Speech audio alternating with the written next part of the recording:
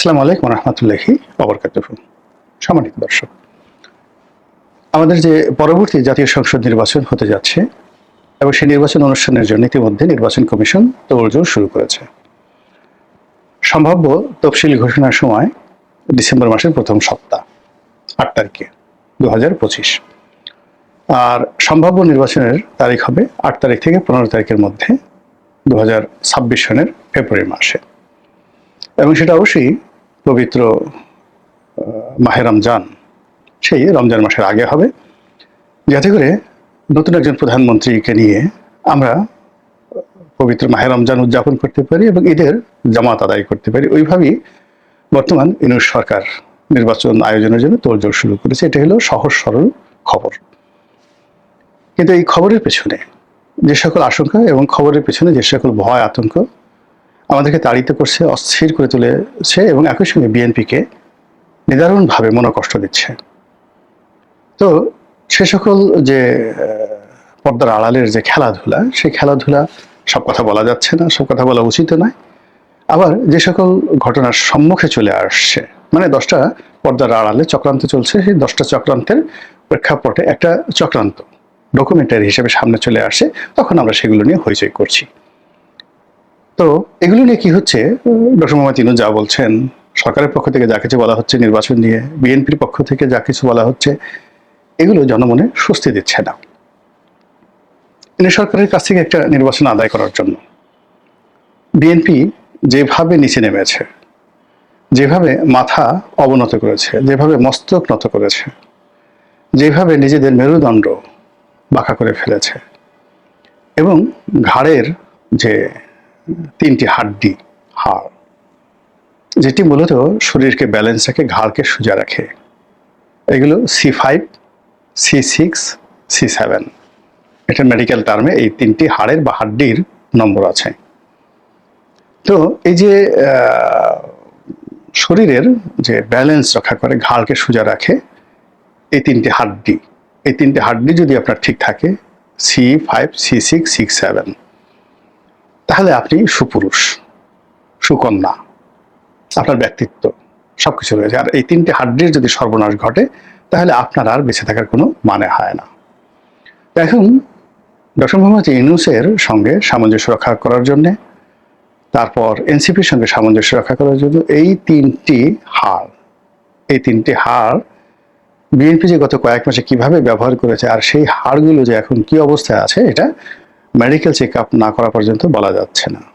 বললাম এই কারণে যে মূলত তাদের সঙ্গে কোমর ঝুলানো, সরকারের সঙ্গে মাথা ঝুলানো, মাথা কাত করা, ঘাড় কাত করা, যা কিছু করা দরকার, to comply with their expectation, with their command and with their, যাকে বলা হয়, আইডিওলজি।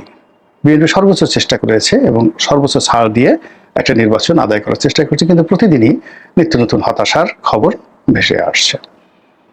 তো এরকম হতাশার মধ্যে একটি হতাশাজনক বিষয় হলো অতি সম্প্রতি একটি জরিপ প্রকাশ পেয়েছে। জরিপের মোদ্দা কথা হলো, বিএনপি এবং জামাতের মধ্যে যে জনপ্রিয়তা, সেই জনপ্রিয়তা যাকে বলা হয় কাছাকাছি, 1% কম বেশি। অদ্ভুত একটা জরিপ। কারা করেছে? ব্র্যাক করেছে। আর এই ব্র্যাকের সাথে কারা কারা এটার সাথে জড়িত, এই যে আমেরিকার যে ডিপ স্টেট রয়েছে, যারা এই সরকার গঠন করেছে, তাদের পিছনে যারা নেপথ্য শক্তি, তারা আছে।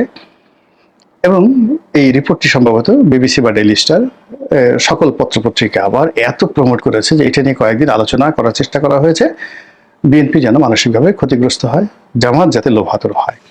অর্থাৎ রিপোর্টে বলা হয়েছে যে দেশের 48% মানুষ যারা ভোট দেবে, তারা এখন পর্যন্ত সিদ্ধান্ত নেয়নি কাকে ভোট দেবে। তাহলে বাদ দেন 48% মানুষ, এখন তারা বিএনপিকে দিতে পারে, আওয়ামী লীগকে দিতে পারে, জামাতকে দিতে পারে, এবং এটাকে একটা রিজার্ভ হিসেবে রেখে দেওয়া হয়েছে হুমকি ধামকির জন্য। বাকি যে লোকগুলো, তাদের মধ্যে এনসিপিকে, যারা নতুন দল, তাদেরকে 2% তারা ভোট পাবে, এরকম একটা বলা হয়েছে। বিএনপি এবং জামাত 10% বা 11%, অর্থাৎ 1% বেশি বিএনপি পাবে। এবং বিএনপির জনপ্রিয়তা গত 1 বছর চেয়ে কমে গেছে, ইত্যাদি নানা রকম কথাবার্তা বলে মোটামুটি এই যে জরিপটির মাধ্যমে বিএনপিকে এবং জামাতকে মুখোমুখি দাঁড় করে দেওয়া হয়েছে। বিএনপিও যা, জামাতও তা, অর্থাৎ শক্তিমত্তার দিক থেকে তাদের মধ্যে 19-20 পার্থক্য রয়েছে। কাজেই বিএনপি চাইলেও জামাতের সাথে পারবে না। জামাত যদি বাকি 6-7 মাস চেষ্টা করে, তাহলে তাদের মধ্যে যে দূরত্ব রয়েছে, জনপ্রিয়তা দূরত্ব রয়েছে, এটা কমে যাবে। 1% কমে গিয়ে জামাত হয়তো 12%-এ চলে আসবে, আর বিএনপি 10% নেমে যাবে, এবং ফলশ্রুতিতে বিএনপি বিরোধী দলে থাকবে, জামাত এবং এনসিপি তারা সরকার গঠন করবে। এই জায়গাতে এরকম একটা ন্যারেটিভ তৈরি করা হয়েছে। আর 48% ভোট, এই 48% ভোটকে রেখে দেওয়া হয়েছে ভয় দেখানোর জন্য। আর অন্যদিকে প্রায় 8% মানুষ, অর্থাৎ যেখানে জামাত 10% আর যাকে বলা হয় বিএনপি 11% সামথিং, আমি ফ্র্যাকশনে গেলাম না, তারা জনপ্রিয় এবং ভোট পাবে, তো সেখানে প্রায় 8% ভোট পাবে আওয়ামী লীগ। এখন চিন্তা করেন যে এই সময়টিতে যদি জিজ্ঞাসা করা হয় যে আপনি ভোট দেবেন, তাহলে সবাই এক বাক্যে হয়তো বলবো আমি জামাতকে দেবো, বিএনপিকে দেবো, এটা নির্ভয় তারা বলতে পারে, এনসিপিকে বলতে পারে। কিন্তু আওয়ামী লীগকে ভোট দেবে এই কথা বলার মতো মানুষ তো আমি এখন পর্যন্ত একজনও খুঁজে পাইনি, এই সাহসী তো নেই। তাহলে আমাদের দক্ষিণাঞ্চলে কতগুলো লোক আছে যারা নিজেদেরকে এসে বুকে থাপ্পড় দিয়ে আমার কাছে বলতো যে এমপি সাহেব আমরা হলাম হিদলা পড়া আওয়ামী লীগ, মানে আমাদের সারা শরীরে আওয়ামী লীগ করতে করতে শ্যাওলা জমে গেছে, কোনো অবস্থাতে আমরা আওয়ামী লীগ ছেড়ে যায়নি। এক। 2 নম্বর হলো যে এদেরকে যদি মেরেও ফেলেন, কিছু কিছু মানুষ আমি আমার নির্বাচনী এলাকায় দেখেছি, তারা মরে গেলেও বলবে শেখ হাসিনা, মরে গেলেও বলবে বঙ্গবন্ধু, মরে গেলেও তারা বলবে জয় বাংলা এবং নৌকা। এবং অনেক বৃদ্ধ আমি দেখেছি যাদেরকে ওই যাকে বলা হয়, গ্রামে তো গরিব মানুষ, বাঁশের সঙ্গে একটা চকি সেই রশি দিয়ে টানিয়ে সেই চকির উপর বৃদ্ধকে বসে তার ছেলে মেয়েদেরকে সেই 10 মাইল দূর থেকে আনা হয়েছে।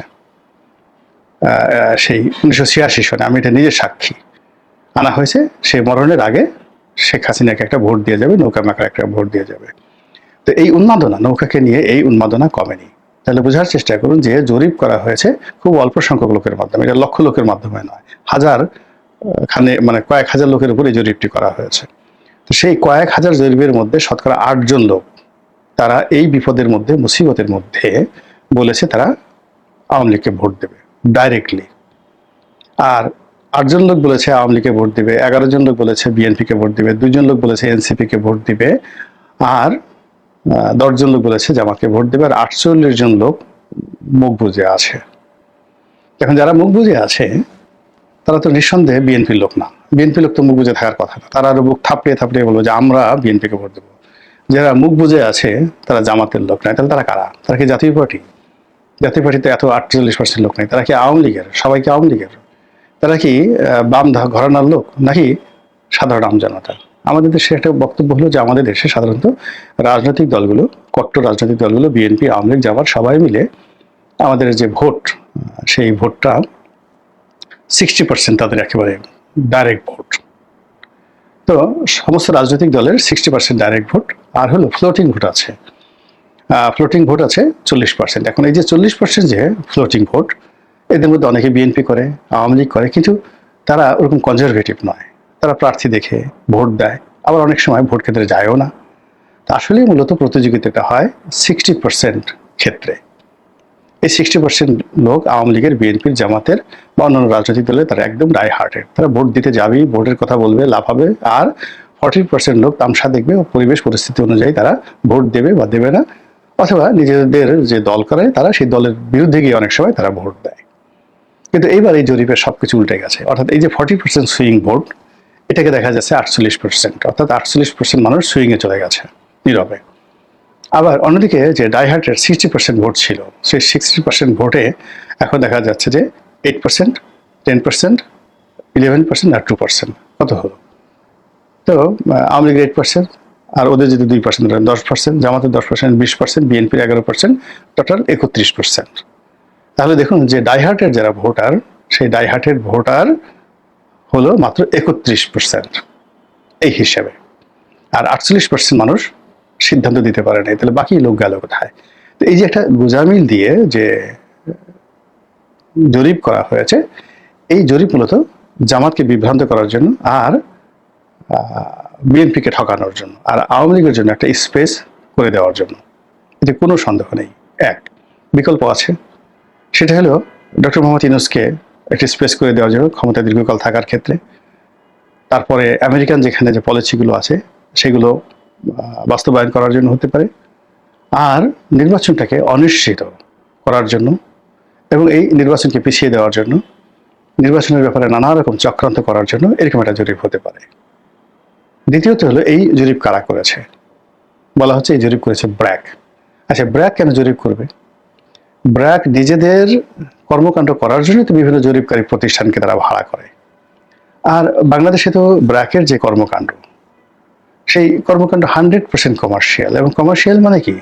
খুবই মানে গার্মেন্টসের ওয়ার্কারদেরকে ঠকিয়ে যদি কোনো মালিক BMW মার্সিডিজ চালায়, ওটা যেভাবে সমালোচনা করে তার চাইতে, অর্থাৎ গার্মেন্টসের ওয়ার্কারদেরকে আবার লোন দিয়ে তাদের কাছ থেকে সুদ আদায় করে সেই সুদের উপরে ওই যে ব্র্যাকের যে টাওয়ার, 1000 কোটি টাকার ব্র্যাকের যে টাওয়ার, ওই যে 1000 কোটি টাকার যে ব্র্যাক ব্যাংক কিংবা আড়ং, সেই যা কিছু তাদের রয়েছে, তারা এখন পৃথিবীর সবচেয়ে বড় এনজিও। এখন বোঝার চেষ্টা করুন, তারা যে লোন দেয়, চড়া সুদে লোন দেয়, তারপরে সেই লোন দেয় কাদেরকে? গরিব মানুষের গার্মেন্টসের ওয়ার্কারদেরকে। তাদের কাছে সেই লোন শতভাগ আদায় করে, মামলা করে, মোকদ্দমা করে, এরপরে তারা সেই লোনের টাকা দিয়ে আবার দুধ বানায়, দুধ বিক্রি করে, কাপড় চোপড় বানায়, কাপড় চোপড় বিক্রি করে।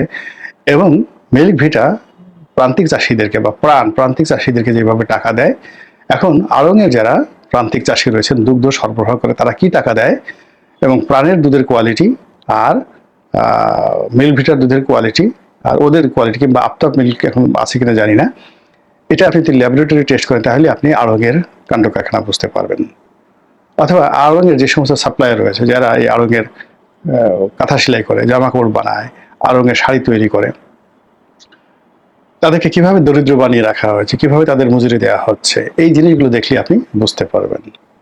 ব্র্যাক ব্যাংকে যদি যান, তাদের কর্মকাণ্ড যদি দেখেন, তাহলে আপনি বুঝতে পারবেন যে এরা টাকা ছাড়া দুনিয়ার কোনো কিছু জানে না, স্বার্থ ছাড়া এদের কোনো রকম যাকে বলা হয় উদ্দেশ্য নেই। এবং তারা একটা বিশ্ববিদ্যালয় করেছে, তো সেই বিশ্ববিদ্যালয়ে নর্মালি গরিব মানুষের প্লাবন পড়বে, তাই না? ব্র্যাকের যারা সুবিধাভোগী আছে, তো এখন সেখানে বাংলাদেশের সবচেয়ে ধনী যারা ছেলেমেয়ে তারা পড়ে। এবং তারা যে ভাইস চ্যান্সেলর যে পদটি, এটি বিদেশি সাদা চামড়ার লোকদেরকে এনেছে। এবং বাংলাদেশে তারা ভাইস চ্যান্সেলরকে, বিদেশি ভাইস চ্যান্সেলরকে যে টাকা দেয়, বেতন ভাতা দেয়, এটা বাংলাদেশে কল্পনাই করা যায় না। কত কোটি টাকা যে মাসে দেয় তার কোনো ইয়ত্তা নেই। জাস্ট একটা উদাহরণ দিই, আমি শোনা কথা। একজন এরকম বিদেশি ভাইস চ্যান্সেলর এসেছিলেন, তো তিনি থাকতেন ওয়েস্টিন হোটেলে। এখন ওয়েস্টিন হোটেলে যদি একটা রুমের ভাড়া 10,000 টাকাও ধরেন মাসে, মানে দিনে, তাহলে মাসে কত টাকা হয়? তো এই ওয়েস্টিন হোটেলে থেকে সারা বছর থেকে তিনি ব্র্যাক ইউনিভার্সিটির ভাইস চ্যান্সেলর দায়িত্ব পালন করেছেন। তো আপনি টাকা আনলেন গরিব মানুষের কাছ থেকে, গার্মেন্টসের প্রান্তিক জনগোষ্ঠীর কাছ থেকে এনে, সেই টাকা দিয়ে আপনি সেই যে পুরো ব্র্যাক ভবন গিয়ে দেখেন, নিচতলা থেকে ছাদ পর্যন্ত এসি, মানে এরকম লাক্সারি বিল্ডিং আর নেই। এরকম একটি প্রতিষ্ঠান, সেই প্রতিষ্ঠানে যিনি ফজলে হাসান আবেদ ছিলেন, বিয়ে যে কয়টা করেছেন, 10টা না 12টা, একমাত্র তিনি জানেন, তার পরিবার জানেন। তারপর সেই বউদের মধ্যে মারামারি, উত্তরাধিকারের মারামারি, সেই মারামারি আবার বন্ধ করার জন্য ওই ব্র্যাকের বিভিন্ন যারা কর্মকর্তা কর্মচারী রয়েছেন, মানে ইটস এ হাউস, মানে কি হাউস, এটা কি বলবো। অন্য যারা আছে, এদের যারা বড় বড় কর্তা ব্যক্তি, তাদের চারিত্রিক বিষয়াদি নিয়ে, তাদের রুচি, অভিরুচি, বিকৃত রুচি নিয়ে রীতিমতো কিংবদন্তি। এবং এরা পশ্চিমাদের, ইউরোপ এবং আমেরিকার তাবেদার হয়ে যে কি কাজকর্ম করে, সেগুলো যারা মানে এনজিও সংশ্লিষ্ট, তারা খুব ভালো করে জানে। ফলে এখন এই যে বর্তমান এনজিও গ্রামের সরকার, মানে গ্রামীণ ব্যাংক এনজিওদের সমন্বয়ে একটা সরকার গঠিত হচ্ছে, ফলে বাংলাদেশ এবং পৃথিবীর সবচেয়ে বড় যে প্রতিষ্ঠান এনজিও, সেই এনজিওর থেকে একটা জরিপ তৈরি করা হয়েছে। ফলে সেই জরিপটা বিএনপির জন্য তৈরি করা হয় নাই, সেই জরিপটি আওয়ামী লীগের জন্য তৈরি করা হয়নি, আম জনতার জন্য তৈরি করা হয়নি, মানুষের কল্যাণের জন্য তৈরি করা হয়নি। এটি পুরো একটা এনজিও সিস্টেমকে প্রমোট করার জন্য, ডক্টর মোহাম্মদ ইউনূসের সরকারকে প্রমোট করার জন্য, গ্রামীণ ব্যাংককে প্রমোট করার জন্য, গ্রামীণ মানে মানে এনজিও গ্রাম সরকারকে প্রমোট করার জন্য করা হয়েছে বলেই দেখা যাচ্ছে। রাজনীতি এবং ব্যবসা বাণিজ্য, শিল্প কলকারখানা পরিচালনা, এখন এই সময়টিতে যেভাবে চলছে, এটা আমরা আসলে কখনো কল্পনা করিনি। এবং এখন যারা চালাচ্ছেন, তারা সবটাও ভাবেননি যে এইভাবে তাদেরকে সবকিছু চালাতে হবে। প্রতিদিনই সমাজে, রাষ্ট্রে, পরিবারে, রাস্তাঘাটে, হাট বাজারে এমন সব অদ্ভুত এবং এমন সব বিচিত্র ঘটনা ঘটছে, যেটা আমাদের যে শত বছরের ইতিহাস এবং ঐতিহ্য রয়েছে, সেই পুরো ইতিহাস এবং ঐতিহ্যকে রীতিমতো এলোমেলো করে দিয়েছে। এই গেল এক। ২ নম্বর হলো যে মানুষের মধ্যে রাষ্ট্রের প্রতি একটা ভয় থাকে, আনুগত্য থাকে, শৃঙ্খলাবোধ থাকে, এবং রাষ্ট্রীয় যে বাহিনী অথবা রাষ্ট্রীয় যে প্রতিষ্ঠান রয়েছে, তো সেই সকল প্রতিষ্ঠান সম্পর্কে এক ধরনের সমীহ ভাব আমাদের মধ্যে থাকে। আমরা সেই অনেক আগের থেকেই, আমি নিজের কথা বলি, ৭০-এর দশক থেকেই যতক্ষণ বোধ বুদ্ধি হয়েছে, মিলিটারির কথা বা সেনাবাহিনীর কথা তো কল্পনাই করতে পারি না। পুলিশ দেখলে অতীতে যেভাবে আমার শরীরে কম্পন হতো এখনো হয়। এবং কার্যত আমার যারা বন্ধু বান্ধব রয়েছেন, আপনজন রয়েছেন, আত্মীয় স্বজন রয়েছেন যারা পুলিশে চাকরি করেন, তাদের সাথে আসলে আমি ওরকম সামাজিকভাবে মিশতে, পারিবারিকভাবে মিশতে একেবারে স্বচ্ছন্দ বোধ করি না। আর পরিবারের মধ্যে যারা মিলিটারিতে ছিলেন বা আছেন আপনজন, বেশিরভাগ ক্ষেত্রে আমার ভয় লাগে, আমি তাদের সাথে তেমন একটা যোগাযোগ রাখি না। বেশ কিছু বন্ধু বান্ধব আছে যাদের সঙ্গে স্কুলে পড়েছি, কলেজে পড়েছি, যারা সেনাবাহিনীর খুব উঁচু পদে আছে। তো তারা যদি ফোন না করেন, আমি সাধারণত তাদেরকে ফোন করি না। এমনকি অনেকে রিটায়ার্ড করেছে, রিটায়ার্ড সামরিক কর্মকর্তা, তাদের সঙ্গে চলতে ফিরতে গিয়ে মনে হচ্ছে যে তারা ভিন্ন জগতের একটি মানুষ। আমরা যারা সামরিক বাহিনীর বাইরে এসে সিভিল সোসাইটিতে জীবনযাপন করি, আমাদের চিন্তা চেতনা, কর্ম সবকিছুই ওদের থেকে আলাদা। তো তাদের মনে হয় যে আলাদাই থাকা উচিত। এজন্য আমি আসলে সবসময় তাদের সংস্পর্শ থেকে নিরাপদ দূরত্বে থাকি। নেহায়েত কোনো প্রয়োজন না হলে সাধারণত পুলিশ বাহিনী, সেনাবাহিনী, সরকারি কর্মকর্তা, তাদের সঙ্গে ওইভাবে আসলে উঠা বসা, হাঁটা চলা এগুলো আমার কখনো হয় না। প্রথম কারণ হলো যে শৈশব থেকে তাদেরকে ভয় করতে শিখেছি, সম্মান করতে শিখেছি। আর বয়স হওয়ার পরে যেটা দেখেছি যে আমাদের জীবন চিন্তা চেতনা আর ওদের জীবন চিন্তা চেতনা আলাদা। তো ভয় দিয়েই শুরু করি। পুলিশ বা থানা, এখন আমার গ্রামের যে বাড়ি সেটা হলো ফরিদপুর জেলার সদরপুর উপজেলাতে। সদরপুর একটা থানা ছিল আমাদের শৈশবে। তো আমি যে স্কুলে পড়তাম, সেই স্কুলে যেতে, প্রাইমারিতে যেতে থানার সামনে দিয়ে যেতে হতো। থানার একটা ভাঙাচোরা দেয়াল ছিল, আর থানার কম্পাউন্ডটা বেশ বড় ছিল, এবং সেই কম্পাউন্ডের মধ্যে একটা বিল্ডিং, লাল বিল্ডিং, ব্রিটিশ জামানার। তো সেই বিল্ডিং এর মধ্যে ওসি সাহেব বসতেন। তারপরে সেখানে একটা গারদও হয়তো ছিল। আমি কখনো আজ অবধি, মানে আজকে পর্যন্ত আমি সেই সদরপুর থানার ভিতরে যাইনি, কখনো যাইনি। আর ওই যে থানা ভবনের পাশে আর একটা কোয়ার্টার ছিল একতলা, ওটাও লাল, ব্রিটিশ জামানার লাল বিল্ডিং। সদরপুর অনেক পুরনো উপজেলা। তো সেখানে ওসি সাহেব থাকতেন পরিবার নিয়ে। এর বাইরে আরো ২-৩টি কোয়ার্টার ছিল, টিনের ঘরের কোয়ার্টার ছিল। ওখানে অন্যান্য যারা কর্মকর্তা, কনস্টেবল তারা থাকতেন। আর কিছু কিছু পুলিশ ব্যারাকের বাইরে গিয়ে পরিবার পরিজন নিয়ে ভাড়া থাকতেন। তো আমি, মানে থানার দিকে কখনো তাকানোর আমার সাহস ছিল না। আমি ক্লাস 5 পর্যন্ত পড়া অবস্থায়, মানে রাস্তার যে অংশে থানা, মানে ধরুন আমি স্কুলে যেতাম, তো আমার হাতের বাম দিকে থানা, আমি সবসময় রাস্তার অপর সাইড, অর্থাৎ বাম দিক দিয়ে না গিয়ে আমি ডান দিক দিয়ে যেতাম সবসময়। তো কোনো একদিন কি হলো, মনের ভুলে তো আমি সেই থানার দিকের যে সাইড, অর্থাৎ স্কুলে যাওয়ার সময় হাতের বাম দিকে আর আসার সময় হাতের ডান দিকে, না উল্টো হয়ে গেছে, দেখুন থানার নাম শুনে, মানে স্কুলে যাওয়ার সময় আমার থানা পড়তো হাতের বাম দিকে, ও ঠিকই আছে, আবার আসার সময় ডান দিকে পড়তো। তো স্কুল থেকে আসার সময় আমি একদিন সেই সেই মানে যে ডান দিকে পড়ে ওটা আমি ভুলে গেছি, উল্টো দিকে না গিয়ে আমি ওই থানার ওয়াল ঘেঁষে আসছি। তো হঠাৎ করে দেখলাম, মানে চিৎকার, থানার মধ্যে চিৎকার, একটা চোর পেটাচ্ছে, আর চোর ভয়ে পায়খানা করে দিয়েছে। এই দৃশ্য দেখার পর আমার হাতে, আমি তখন সম্ভবত 1 বা 2 পড়ি, বা 2 পড়ি বা 3 পড়ি, তখনও পর্যন্ত আমাদের জমানাতে 5 উঠলে খাতা কলম দেওয়া হতো। এর আগে আমাদের সবকিছু সিলেটে লিখতে হতো, সিলেট এবং পেন্সিলে। আমার ভয়ে হাত থেকে সিলেট পড়ে গেল, আর সিলেট পড়ে যাওয়ার পরে সেটা মানে চুরমার হয়ে গেল। এখন একে তো ভয়, তারপর সিলেট ভেঙে গেল, এরপরে আমার বাড়িতে গেলে আমার যে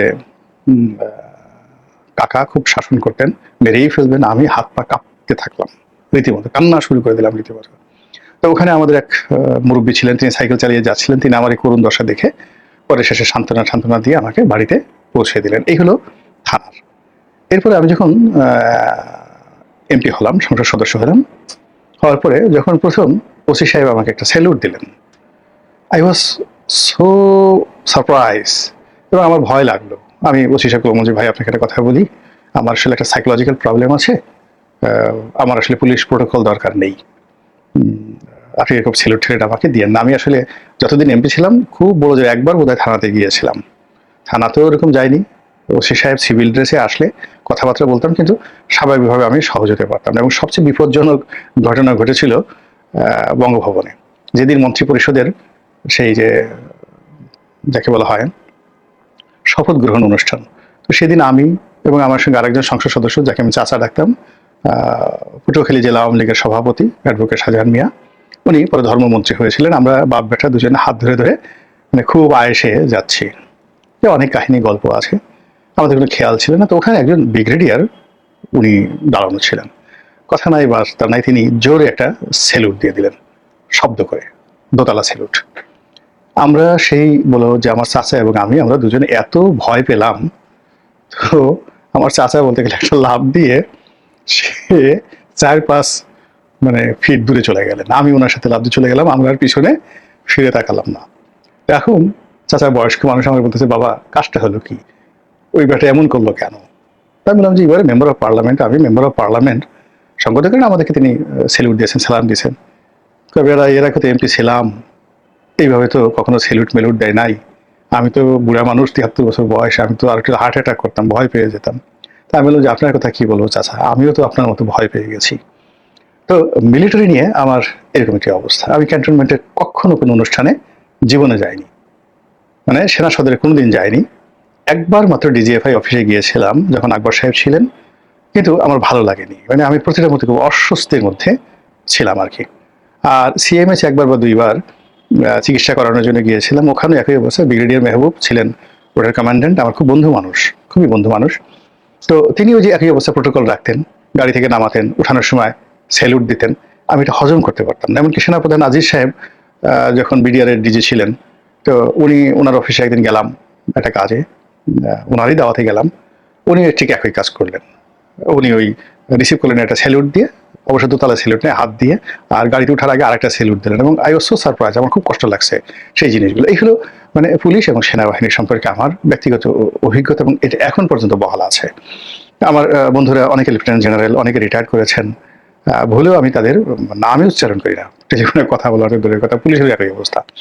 তো যাই হোক, এখন যেটা দেখছি যে আমাদের প্রজন্মে আমরা থানা, পুলিশ প্রশাসন, ক্যান্টনমেন্ট, তারপরে জেনারেল, এদেরকে যে সম্মান করতাম, ভয় করতাম, ও একই অবস্থা বিচার বিভাগ। মানে আমাদের যে বন্ধুরা যারা ঢুকেছেন, সেটা অনেকে হাইকোর্টে বিচারপতি হয়েছেন, অনেকে মানে আরো বড় পদে, অনেক চিফ জাস্টিস হয়েছেন, যেমন খায়রুল হক সাহেব চিফ জাস্টিস, উনি আমার একেবারে প্রতিবেশী, 2-3টা বাসার পাশে, বহুদিনের আমাদের সে 40 বছরের আমরা প্রতিবেশী, পারস্পরিক প্রতিবেশী। কিন্তু ওনাকে কোনোদিন সালাম দেওয়া, কথা বলা, এটা আমার কখনো সাহস হয়নি, কখনো হয়নি। ওনাকে অনেকে গালাগালি করে, কিন্তু আমরা পাশাপাশি বাসা, 40 বছর আমরা প্রতিবেশী, ওনার সাথে কথা বলবো এই সাহসী আমার কখনো হয়নি। তো এরকম একটি অবস্থা। যাই হোক, এখন জমানা কি হয়ে গেল, এখন পুলিশকে তো অনেক, এই যে দেখা যাচ্ছে যে অনেক রাজনীতিবিদ তারা রাগ হয়ে ক্যান্টনমেন্ট আক্রমণ করতে চাচ্ছে, এবং এটা নিয়ে অনেক তোলপাড়, অনেক কিছু হয়েছে। তো এটা আমি কল্পনাই করতে পারি না, আমার কথা স্মরণ করলেই আমার গা হাত পা থরথর করে কাঁপে। জাহাঙ্গীর গেটের কাছে গেলে মানে আমি মানে যত রিক্সার আমার জাম থাকুক, গাড়ির জ্যাম থাকুক, আমি ঘুরে মহাখালী হয়ে যাই। কিন্তু ক্যান্টনমেন্টের মধ্যে দিয়ে আমি যখন এমপিও ছিলাম, তখনও পারতপক্ষে কখনোই ক্যান্টনমেন্টের ভিতরে রাস্তা ব্যবহার করি না, এখনো করি না, আগেও করি না, এটা আমার ভয় লাগে। তো যাই হোক, কিন্তু এখন আমার ছেলের বয়সী যারা অনেকে আছেন রাজনৈতিক নেতা, তারা রাগ হয়ে বলছেন ক্যান্টনমেন্ট আক্রমণ করবেন, উড়িয়ে দেবেন। তো এটা কেমন কথা, এটা আমি মানতে পারি না। আবার সাম্প্রতিক সময় দেখা গেল যে ক্যান্টনমেন্টকে যতটা ভয় পাই, ডিজিএফআই এর নাম শুনলে আমার হাত পা কাঁপতে থাকে। আয়নাগর ঠায়নাগর এগুলো তো এখন দেখলাম, এরপর আমার ভয় আরো বেড়ে গেছে। তো ডিজিএফআই অফিসে একবার গিয়েছিলাম, তো আমি যখন লেখালেখি করতাম 2009-10 সনে ডিজিএফআই এর পক্ষ থেকে বেশ কয়েকবার বড় বড় কর্তারা আমার অফিসে আসছেন, তাদের এই পার্বত্য চট্টগ্রাম নিয়ে তাদের পক্ষে কিছু লেখার জন্য অনুরোধ করেছেন।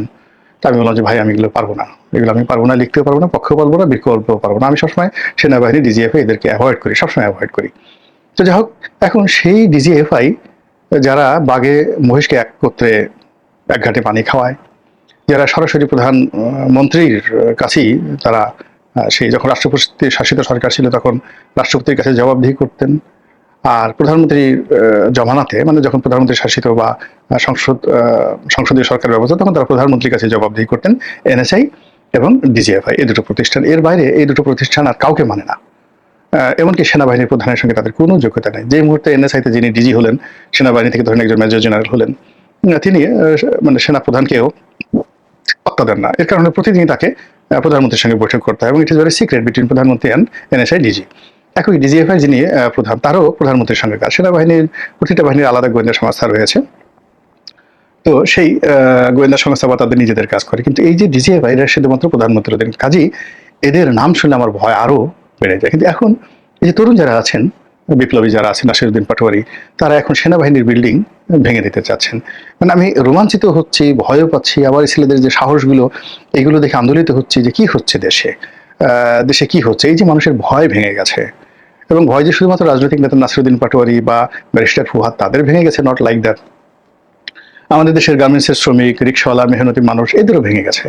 এই রাস্তাঘাটে যারা ঠেলা চালাচ্ছে, যারা যাকে বলা হয় ওই ব্যাটারি রিক্সা চালাচ্ছে, তারা যে কোনো সময় ব্যাটারি রিক্সা দিয়ে সেনাবাহিনীর ওয়াগন যাচ্ছে, গাড়ি যাচ্ছে, ট্রাক যাচ্ছে, ব্রিগেডিয়ার যাচ্ছে, মেজর জেনারেল যাচ্ছে, টুইস্টার জেনারেল যাচ্ছে, ডাজ নট ম্যাটার, তারা গুতে লাগাই দিতে পারে যে কোনো সময়। এবং কেউ যদি কথাবার্তা বলতে আসে, কোনো ড্রাইভার বা কোনো কর্মকর্তা, সে কোন র্যাঙ্কের হলো এটা ডাজ নট ম্যাটার, সবাই তাদের সাথে তর্ক করতে পারে। পুলিশ তো এখন বলতে গেলে রীতিমতো মজলুম, রীতিমতো মজলুম। এই যে একটা অবস্থা শুরু হলো বা শুরু হয়ে গেছে, এটার পরিণতি কি? এখান থেকে আমি কিভাবে বের হব বা আমরা কিভাবে বের হব? এই সেনাবাহিনী, এই পুলিশ কিভাবে ঘুরে দাঁড়াবে? এই রাজনৈতিক সংস্কৃতি কতদিন চলবে? রাষ্ট্রের প্রতি যদি আনুগত্য না থাকে, তাহলে এই রাষ্ট্রের পরিণতি কোন পর্যায়ে গিয়ে ঠেকবে? আমাদের যারা দার্শনিক রয়েছেন, রাষ্ট্রচিন্তক যারা রয়েছেন, সমাজের নেতা রয়েছেন, এই যে মানুষের যে বিবর্তন হয়েছে, বাহিনীগুলোর যে দুরবস্থা, রাষ্ট্রীয় প্রতিষ্ঠানগুলোর যে দুরবস্থা, এই বিষয়গুলো নিয়ে যদি আমরা সচেতন না হই, তাহলে হয়তো আমাদের স্বাধীনতা, সার্বভৌমত্ব থাকবে না। মহান আল্লাহ আমাদের সবাইকে হেদায়েত দান করুন এবং হেফাজত করুন। আসসালামু আলাইকুম ওয়া রাহমাতুল্লাহি ওয়া বারাকাতুহু। আসসালামু আলাইকুম প্রিয় দর্শক, দেশ কিংবা দেশের বাইরে যেখান থেকে বসে ভিডিওটি দেখছেন সবাইকে অনেক অনেক ধন্যবাদ এবং ভালোবাসা জানাচ্ছি। প্রিয় দর্শক, কথা বলেন আমাদের সবার পরিচিত পিএমও, অত্যন্ত সাহসী সাংবাদিক, লেখক এবং সাবেক এমপি ডক্টর গোলাম মাওলা রনি অত্যন্ত সুন্দর আলোচনা করলেন। তার কথাগুলো অনেক মার্জিত, ভর্ত এবং জ্ঞানসম্পন্ন কথা বলেন। তিনি যে কথাগুলো বলেন যুক্তি দিয়ে সুন্দর করে বুঝিয়ে দেন, যার কারণে বাংলাদেশের প্রচুর মানুষ তাকে ভালোবাসে, তার ভিডিও দেখার জন্য অপেক্ষায় থাকে এবং তার কথাগুলো শোনার জন্য অপেক্ষায় থাকে। তার কথাগুলো একদম শুরু থেকে শেষ পর্যন্ত শুনতেই মন চায়। বাংলাদেশের বর্তমান পরিস্থিতি নিয়ে আলোচনা করলেন, বাংলাদেশের বর্তমান অবস্থা নিয়ে আলোচনা করলেন, সমালোচনা করলেন, ডক্টর মোহাম্মদ ইউনূসের বর্তমান কার্যকলাপ, সেই সাথে তাদের উপদেষ্টাদের নিয়ে বর্তমান যে তাদের অবস্থা, সে অবস্থা বিশ্লেষণ করলেন। তাদের উপদেষ্টা মণ্ডলীতে যে সকল অপকর্ম চলছে সেগুলোও তিনি বললেন। বিএনপির সামনে যে সর্বনাশ হতে যাচ্ছে সেই বিষয় নিয়ে কথা বললেন। প্রিয় দর্শক, বিশেষ করে বাংলাদেশের বর্তমান যে অবস্থা, চাঁদাবাজি, দখলবাজি সহ নানা অপকর্ম চলছে, সেই বিষয়গুলো নিয়ে তিনি সুন্দর বিশ্লেষণ করলেন। কেমন লাগলো অবশ্যই কমেন্টে জানাবেন। সবাই ভালো থাকবেন, সুস্থ থাকবেন। ভিডিওটি শেষ করছি। আসসালামু আলাইকুম।